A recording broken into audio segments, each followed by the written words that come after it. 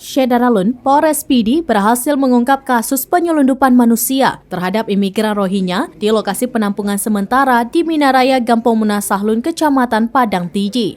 Pelaku berinisial RAH berusia 24 tahun yang merupakan warga etnis Rohingya, kewarganegaraan Myanmar yang ditangkap polisi di penampungan sementara di Yayasan Minaraya pada 6 Januari 2023.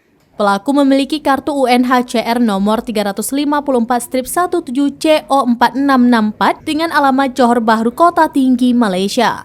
Saat dihadirkan dalam konferensi pers, RAH menggunakan penutup wajah dan tangan tidak diborgol.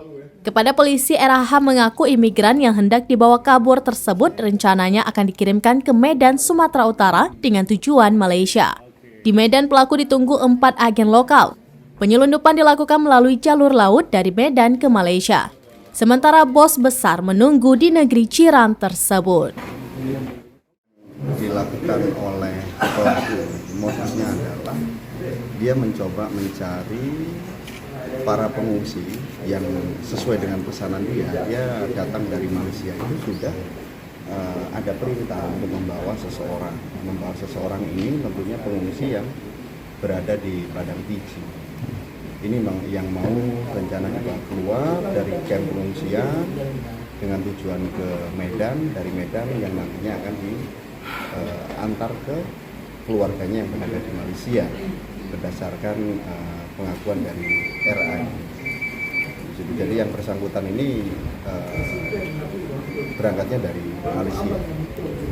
Itu untuk pelaku sendiri sempat menyusup ke dalam kamp pengungsi. Ditemukan dia sudah berada di depan kamp pengungsi.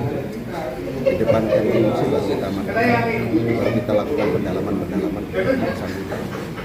Siang apa malam sampai? Malam hari. Tapi untuk pengungsian belum sempat dibawa kabur berarti Pak? Belum. Untuk pengungsi sampai hari ini masih lengkap, belum ada yang dibawa keluar. Untuk terakhir Pak, mungkin untuk jari Berdasarkan pengakuan dia dibiayai dari Malaysia, dibiayai hingga sampai ke Aceh, ke Padang Tiji melewati Dumai. ini apakah juga ada pelaku lain Pak atau dia memang tunggal sendiri Pak ini? Kalau ada yang membiayai kan berarti ada pelaku lain.